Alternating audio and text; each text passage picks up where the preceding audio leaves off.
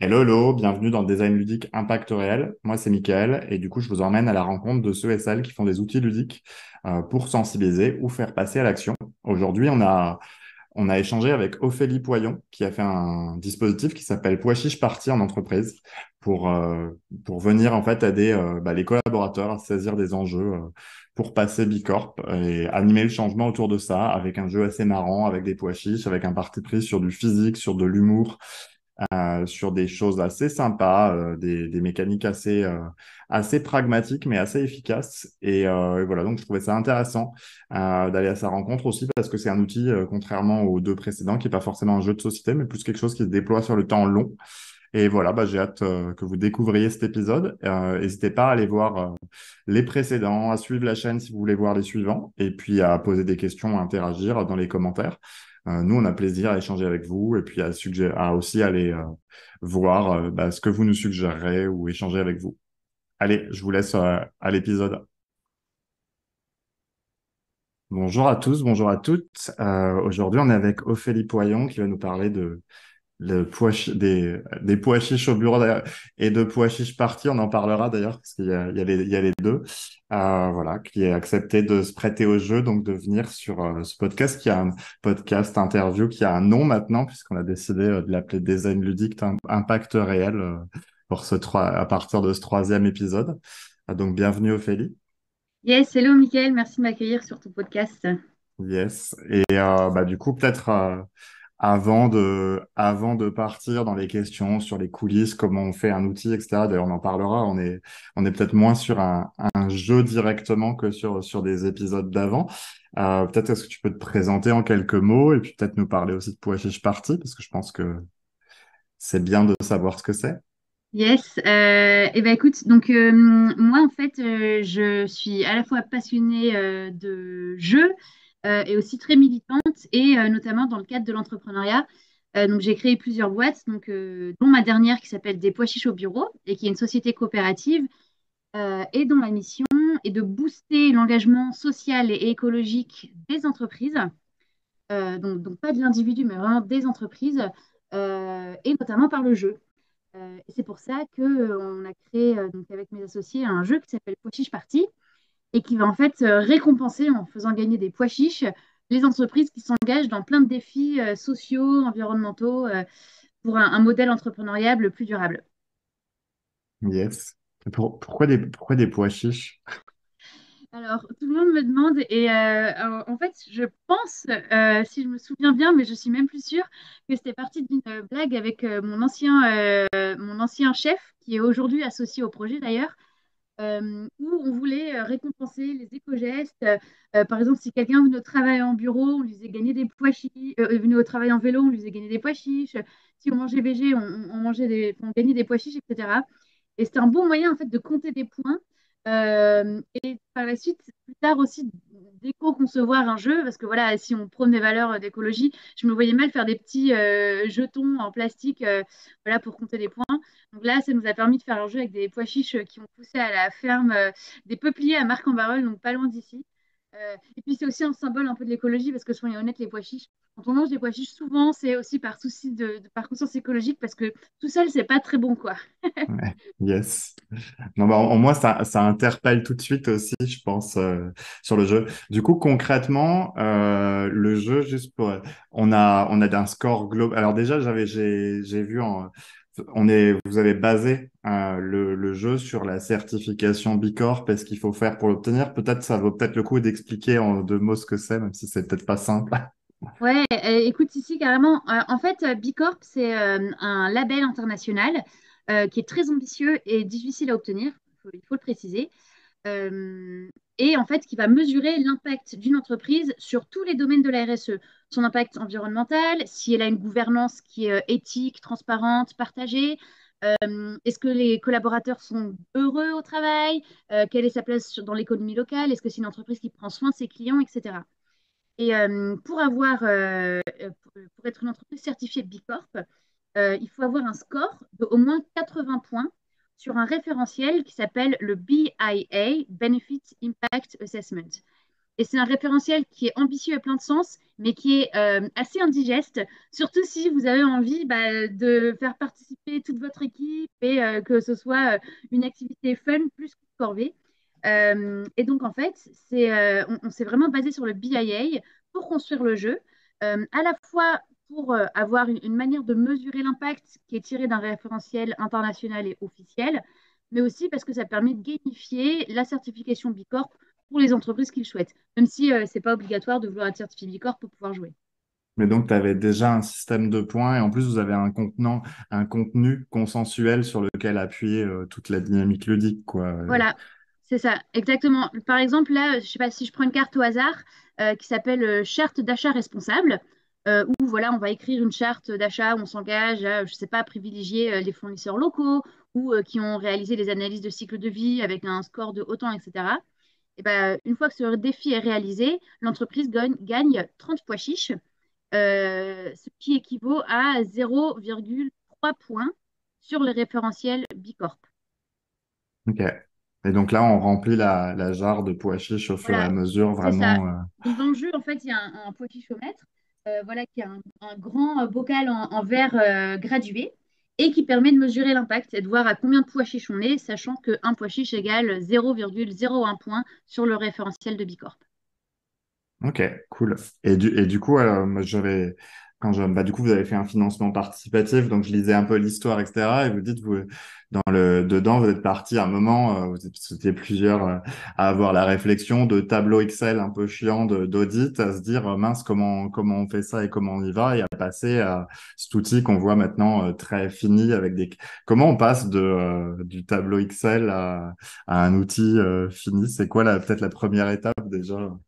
Alors, bon, déjà, ça a pris énormément de temps parce qu'effectivement, le questionnaire de Bicorp, c'est 200 questions, mais c'est aussi différentes réponses qui vont proposer des projets. Par exemple, alors j'essaie de trouver un exemple qui va vous parler. Par exemple, Bicorp va vous demander, OK, comment est-ce que vous faites pour impliquer vos équipes dans les projets sociaux et environnementaux? Et ensuite, ils vont vous demander, est-ce que, par exemple, vous mettez des missions RSE dans les fiches de poste?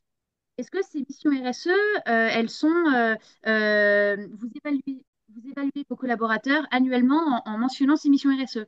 Est-ce que vos collaborateurs ont des primes en fonction de s'ils ont un impact environnemental ou social positif et pas juste des primes en fonction du chiffre d'affaires qu'ils arrivent à encaisser? Et donc, en fait, à chaque fois, la réponse est oui, non, quand on veut être bicorp. Mais surtout, ça donne des idées. En fait, si on dit non à tout, on se dit, OK, là, on part de zéro, mais ça nous donne pas mal d'idées de projets à réaliser. Donc là, typiquement, moi, ces idées-là, j'ai les trois cartes sous la main, mais je les ai retranscrites en trois cartes. Il y a la fiche de poste de Batman qui propose justement de mettre des missions RSE dans les fiches de poste. Le bilan de Superman, où pendant les évaluations annuelles, on va mentionner voilà, la performance RSE de chacun, et le CDI des Avengers, où on a un système de primes basé sur l'impact social et environnemental. Et donc, du coup, c'est vrai que à la fois, c'est un peu plus drôle, parce que bah, voilà, il y a un wording qui est quand même un peu plus digeste.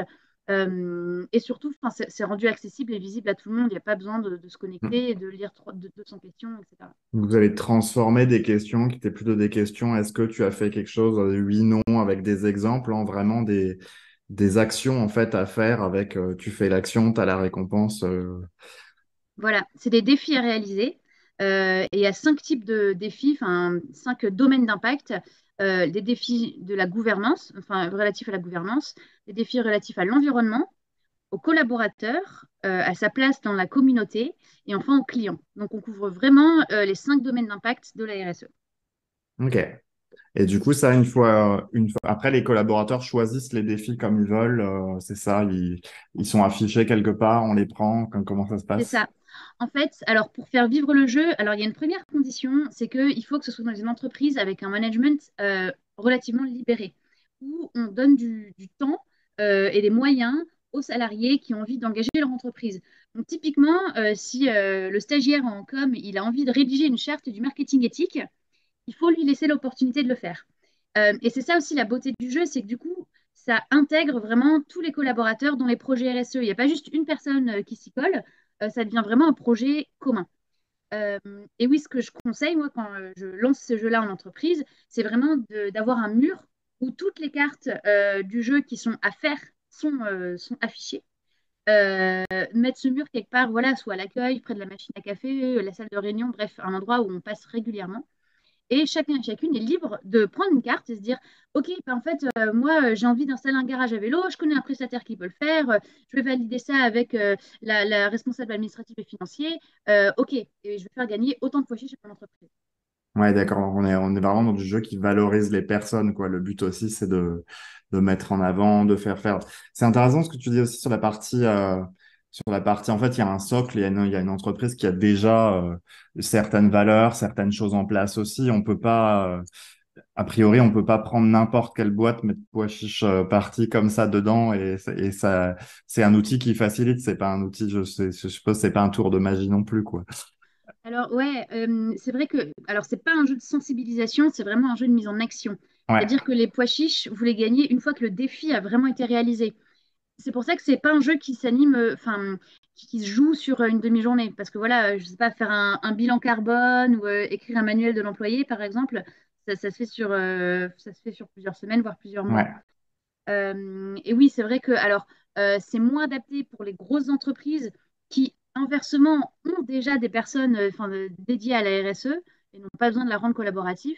En revanche, pour ça, on a créé une animation plus courte du jeu, qui est plus une animation de sensibilisation, qui se joue avec les mêmes cartes, mais qui n'a pas les mêmes objectifs que la version longue pour laquelle le jeu a été conçu. D'accord. Et dans ce cas-là, on est là plus pour comprendre ce que c'est Bicorp, les actions associées, etc., sur un temps court. C'est ça. En fait, l'animation que j'appelle le teasing, on joue avec des entreprises fictives.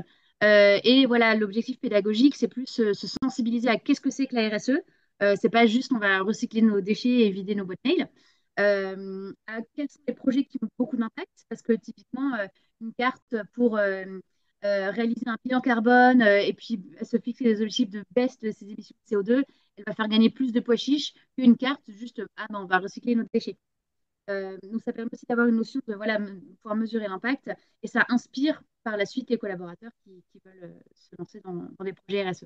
Ouais, c'est intéressant, ça illustre bien aussi quelque chose qu'on essaye souvent de distinguer entre les jeux qui font passer à l'action, qui sont en plus, nous, on va appeler mettre ça dans la catégorie gamification, Mm. et du serious game qui est là pour sensibiliser. En fait, là, vous pouvez même faire les deux avec le même outil, alors pas utiliser de la même façon quand même, et je suppose il y a des choses qui sont différentes, mais effectivement, il y a un cas où on fait comprendre ce que c'est Bicorp et un cas où on met en action directement. Et d'ailleurs, souvent, enfin, je pense qu'en plus, on a besoin de faire les deux. Vous avez aussi fait un choix qui est intéressant sur le projet, c'est un outil physique. Du coup, on aurait très bien pu se dire, faisons une application, faisons une plateforme, etc. Pourquoi? Et puis, qu'est-ce que ça implique peut-être Euh, Déjà, moi, personnellement, enfin, j'adore les jeux de société. Enfin, j'adore avoir les cartes du Jungle Speed en main. J'adore mettre mes petits cubes sur le plateau de Pandémie quand je joue. Enfin, il y a une certaine saveur aux jeux de société physiques qu'on n'a pas quand on est devant un écran, d'une part. D'autre part, c'est un jeu qui, enfin, aujourd'hui, la plupart des entreprises que j'accompagne, leurs employés, concrètement, passent la majorité de leur temps de travail devant, enfin, derrière leur écran. Et donc, pour rendre ça un peu plus fun et vraiment créer plus de liens, pour moi, c'était important, bah, en fait, voilà, de fermer ces écrans d'ordinateur et puis vraiment jouer avec du physique. Donc voilà. Après, j'ai aussi, parce que j'ai des entreprises clientes qui travaillent en full remote, donc j'ai Ouais. aussi créé une version sur Mural. Euh, mais bon, c'est moins agréable que voilà, de voir toutes les cartes sur un écran que vraiment de les avoir en main, quoi. Ouais. Non, ouais, bah, je partage, c'est assez cool d'avoir des outils physiques. Je pense même de remplir la jarre, c'est plus sympa en vrai que sur un mural. Peut-être sur le projet, je sais pas si du coup bah, déjà je sais pas à quel point ça a été simple ou est-ce qu'il y a eu plein de galères, mais peut-être c'est quoi les choses que tu as appris dans le passage de l'un à l'autre ou pour des gens qui en conçoivent aussi ou qui font aussi des outils comme ça, tu dirais de faire différemment ou comme tu as fait si ça a bien marché.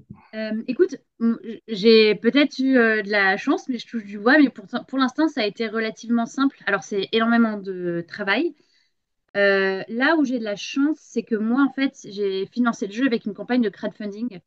ce qui m'a permis de faire un système de pré-vente. Et en réalité, je trouve que le plus dur, quand on a un produit, même s'il est génial, c'est de le faire connaître et de le vendre par la suite. Et du coup, moi, avec le système de prévente, en fait, j'ai conçu le jeu seulement une fois qu'il avait déjà été vendu. Donc, je savais qu'il avait déjà trouvé son marché, je savais qu'il était déjà utile. Et surtout, avec le crowdfunding, moi, j'étais déjà en lien avec mes futurs clients. Par exemple, l'idée de l'animation courte, c'est quelque chose, c'est une idée voilà, qu'on m'a donnée pendant le crowdfunding parce que c'était une demande de la part de mes futurs clients. Et donc, si vous concevez un jeu, moi, je conseillerais vraiment, enfin, moi, c'est vraiment un truc qui a été ultra utile. C'est qu'en fait, la campagne de crowdfunding, ou en tout cas de préfinancement, de précommande, c'est un peu, c'était mon POC, quoi. C'est le proof of concept. Est-ce que les gens sont prêts à payer pour ça et combien?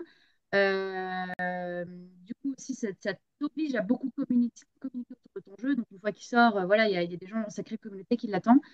Et c'est assez rassurant. Voilà, c'est plutôt que de passer, voilà, parce que ça a demandé énormément de travail, d'investissement.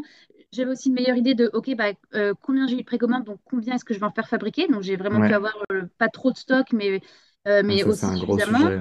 Ouais. Donc, Et du coup, tu avais une base de futures utilisatrices, utilisateurs à qui poser des questions, c'est ça.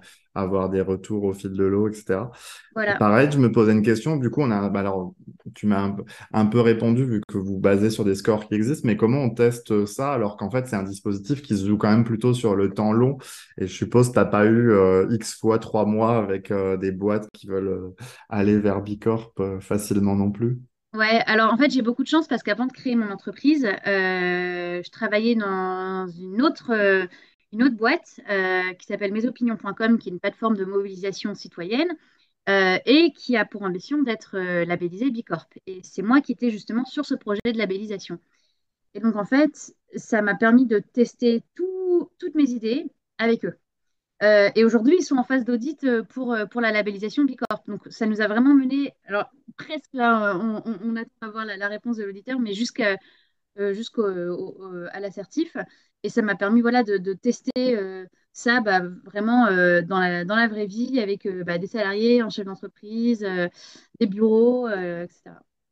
Ouais, et puis enfin, déjà, ouais, ça te fait permettre de voir la dynamique globale. Et après, je suppose que la partie équilibrage est potentiellement moins complexe puisque du coup, en fait, de toute façon, on a une jauge à remplir. La question, c'était plus, est-ce que les gens vont se saisir des défis? Est-ce que ça Mhm. va... Et tu as des réactions surprenantes par rapport à ce système de défis? Enfin, comment ça se passe? Enfin, comment les gens réagissent à ça? Alors, ça dépend. En fait, comment dire? Alors, on n'oblige personne à jouer. S'il y en a qui se sentent pas du tout investis par les projets RSE de leur boîte, c'est pas grave. En revanche, ça donne la place celles et ceux qui veulent s'investir de le faire. Et alors, pour booster encore un petit peu plus la motivation de chacun à prendre en main des projets, parce que c'est vrai qu'en soi, ça reste du taf en plus, hein. C'est pas, voilà, on va pas vous demander de tester une nouvelle super recette de couscous végé. Non, non, c'est des vrais projets d'entreprise. Bon, du coup, qui sont aussi faits sur le temps de travail, mais ça n'empêche que pour motiver encore plus les collaborateurs à les prendre en main, on a un système en fait de récompense où si c'est toi qui réalises un projet, je ne sais pas typiquement si c'est toi qui va, ok, je prends une autre carte au hasard, si c'est toi qui va former tous tes collaborateurs à l'inclusion au travail, soit parce que tu trouves un prestat, voilà, tu choisis une date, etc., soit parce que tu fais une formation toi-même, et ben, la carte dit que tu vas gagner ici, en l'occurrence, 3 Azuki. Alors, les pois chiches, c'est la partie collaborative qui Ok. mesure l'impact de l'entreprise. Et les Azuki, c'est ce qui va créer un esprit de compétition. Parce que bon, c'est bien les jeux collaboratifs, mais c'est aussi rigolo quand il y a un peu de compétition en même temps, un peu comme le Galera-Pagos, qui est un autre jeu que j'adore. Et donc, en fait, quand tu gagnes des Azuki, tu passes des niveaux. Et donc, au début, tout le monde est au niveau de Jeff Bezos, avec la petite médaille associée. Donc, pire patron du monde, ne paye pas ses salariés pendant les pauses pipi. Mais à chaque palier de 5 Azuki que tu gagnes, tu passes des niveaux. Donc, ensuite, le niveau 2 c'est le niveau Kylian Mbappé, plus à l'aise en jet privé qu'en char à voile, etc. Jusqu'au niveau 10 qui est le niveau Greta Thunberg, où là, c'est le niveau d'engagement ultime. Tu as gagné plein d'Azuki parce que tu as réalisé plein de projets. Et ça aide justement à faire en sorte que chacun ait envie de s'investir. C'est pas juste, OK, on le fait pour l'entreprise, on le fait aussi pour pouvoir se moquer de ses collègues qui sont restés coincés au niveau de Jeff Bezos, ce qui est quand même assez Ah oui. abusif. Mais d'ailleurs, il y a un vrai sujet aussi, c'est que vous avez, bah, sur le projet, il y a un vrai ton, il y a des illustrations, il y a des choses comme ça. Comment vous avez fait les choix aussi là-dessus, sur cette partie-là? Parce qu'il y a un ton assez humoristique, il y a plein de blagues à droite à gauche, les illustrations sont sympas aussi. Enfin voilà, il y a... Ouais, alors bah, oui, en fait le projet, c'est vrai que il est, enfin, notre promesse était de la RSE sans prise de tête. Donc voilà, le sans prise de tête, enfin, on voulait pas, on voulait que le jeu soit drôle et que les gens prennent du plaisir à découvrir les cartes. Voilà, on a mis plein de petites blagues, enfin des petites références marrantes sur la boîte du jeu, dans les règles, etc. Parce que c'est ça, en fait, c'est aussi pour ça que les gens prennent du plaisir à jouer. Et c'est vrai que c'est aussi important, je pense, quand on fait un jeu, même quand c'est un jeu d'entreprise, un serious game, ça reste un jeu. Donc, si j'avais juste recopié le questionnaire Bicorp, ça aurait pas marché. Et d'autre part, c'est vrai que c'est un peu politique. Oui, on se moque ouvertement de Jeff Bezos, de Kylian Mbappé, mais, euh, mais parce qu'en fait, on pense que même en entreprise, c'est important de lever certains tabous. C'est OK de dire qu'il y a des entreprises qui ne sont pas vertueuses du tout et qui ne sont pas des exemples à suivre. Euh, et c'est aussi une garantie que le jeu il sera utilisé par des entreprises qui ont vraiment envie de s'investir. Ouais. Le but, c'est pas de faire que ce soit l'outil greenwashing de Total en disant ah, on a investi, on a joué à Poche Party. En étant politiquement incorrect dans le jeu, en fait, on se force à vraiment filtrer et à prendre que des entreprises qui partagent vraiment ces valeurs et ces engagements. C'est intéressant, ouais. C'est vrai qu'effectivement, communiquer comme ça filtre un peu d'office, ouais. Et d'ailleurs, c'est vrai que je me faisais la remarque, il y a peut-être plein d'autres sujets où ça s'appliquerait bien, le côté aussi passer de quelque chose qui est un peu difficile à s'approprier pour les gens, à le passer finalement en quelque chose avec des petits défis pour tout le monde, etc. Je pensais au monde de la formation, entre autres, avec des choses comme Calliope, etc. Ok, est-ce que sur la partie coulisses, etc., il y a quelque chose que tu vois qui serait important de dire qu'on voit pas quand on est derrière son écran ou à recevoir juste la boîte? Je réfléchis en même temps sur ce qui se passe. Non, écoute, non, c'est assez drôle parce que c'est vrai que on a fait une belle com, surtout pendant le crowdfunding, voilà, où on est passé sur France Inter, et aujourd'hui on commence à avoir une belle renommée. Ce qui est assez drôle aussi, c'est que à l'inverse, moi tous les jeux, c'est moi qui les emballe moi-même, c'est moi qui ai passé tous les rubans à l'intérieur de chaque médaille, souvent voilà, le soir dans mon grenier, et donc, et c'est aussi ce qui est assez exaltant, c'est que quand on crée un jeu, et surtout dans une petite boîte, euh, on touche à tout. Et donc, j'ai à la fois fait vraiment de la conception, mais c'est aussi moi qui ai emballé chacune de mes boîtes. Et c'était drôle parce que, alors, ça sort complètement du modèle de business value traditionnel où on se dit, mais ok, Ophélie, à Bac+5, toi, tu es une créatrice, tu ne devrais pas passer 2 heures à juste enfiler des rubans dans des médailles, délègue ça, pareil, envoyer les colis, délègue ça, etc. Et en fait, j'ai pris énormément de plaisir à le faire parce que du coup, comme c'est, et j'imagine que enfin, quand on sera plus gros, ce sera moins le cas, on n'aura plus le temps matériellement, mais c'était agréable de vraiment gérer le projet de A à Z, de je conçois le jeu, je reçois les boîtes, je calcule combien de pois chiches il faut mettre pour qu'on en arrive à 1000 et je crée mes graduations moi-même et j'emballe tout et je l'envoie. Et du coup, on retrouve énormément de sens au travail parce que c'est complètement l'inverse de la taylorisation où je fais que de la conception ou que de l'emballage ou que ce à quoi je suis bonne à faire selon mon CV. C'était vraiment la gestion du produit, mais de A à Z. Et ça donne énormément de sens. Et c'est ce que j'ai vraiment adoré sur la création du jeu. Et je ne sais pas si tu partages cet avis-là, si toi Bah, aussi. alors, il y a des choses que nous, on fait moins maintenant sur les envois, etc. Mais il y a plein de choses où on s'implique aussi. Et effectivement, déjà, il y a le truc de quand tu reçois les premières fois où c'est imprimé après avoir. Ouais, Et pareil, moi, je l'ai dans les choses il y a toutes les petites galères logistiques qu'on voit pas quand on reçoit juste la boîte, mais où en fait, il y a un carton ouais. qui a eu un problème, il y a ceci, il y a cela. Enfin voilà, c'est plein de choses assez variées à gérer. Et effectivement, nous, on a aussi un plaisir quand même. Moi, Avant tout ça, j'ai fait des moteurs d'avion. Bah, c'est sûr que sur un moteur, on voit une très petite partie de son travail. Hmm.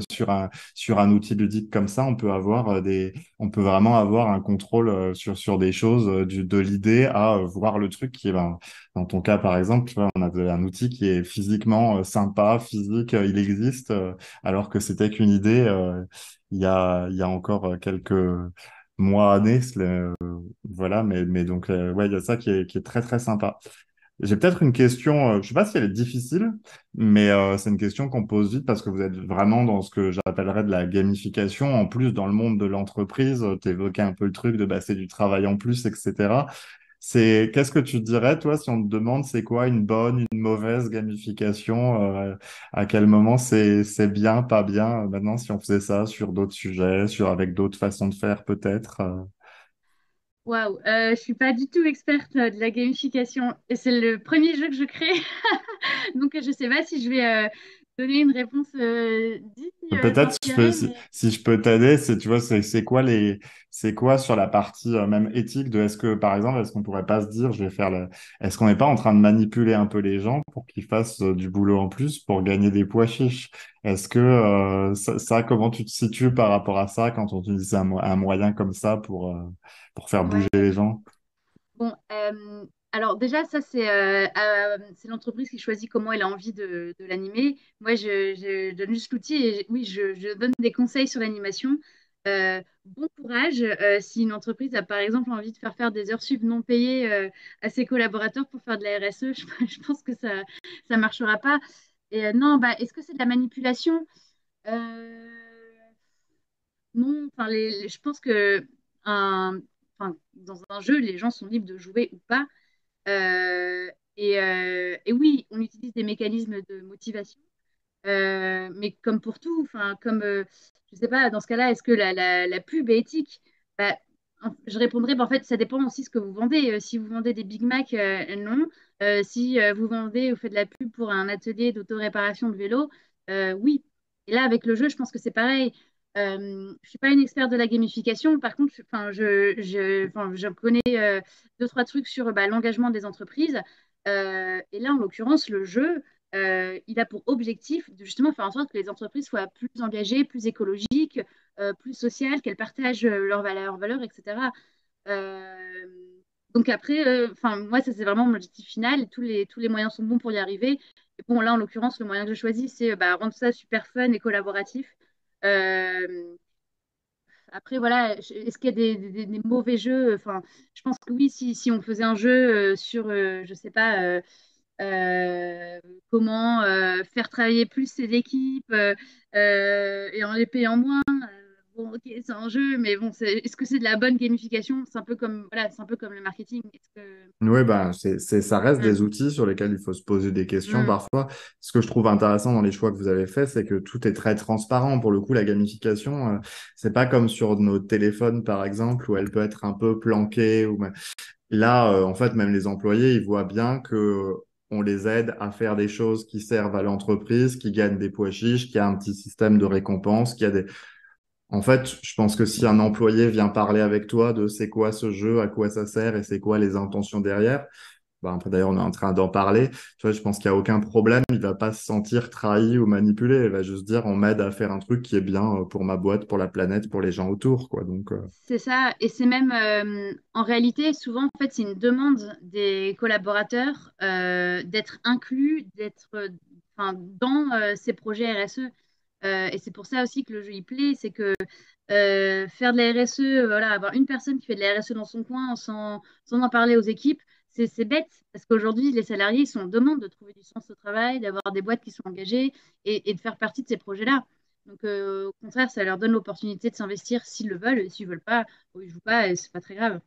bah ouais, carrément. Et j'avais une question, mais tu as bien répondu du coup avec cette phrase-là. Effectivement, c'est une phrase qu'on me demande toujours, c'est et si quelqu'un veut pas jouer, bah, je pense qu'effectivement, bah, on force pas les gens à jouer, on n'est pas là pour ça et c'est pas efficace. Je pense que c'est très bien quoi d'avoir un truc où en fait on peut ou on ne peut ne pas le faire. Bah peut-être pour finir, j'avais peut-être une question, c'est quoi la suite, c'est quoi le développement, c'est quoi enfin le développement ou pas d'ailleurs, hein, on n'est pas obligé de tout. Mais c'est quoi les suites envisagées? Yes, et ben écoute, là, moi aujourd'hui, le jeu, je l'ai animé en format court, du coup, le format teasing que j'avais mentionné dans plusieurs entreprises, et qui maintenant l'utilisent comme outil d'accompagnement à long terme pour leur projet de transition.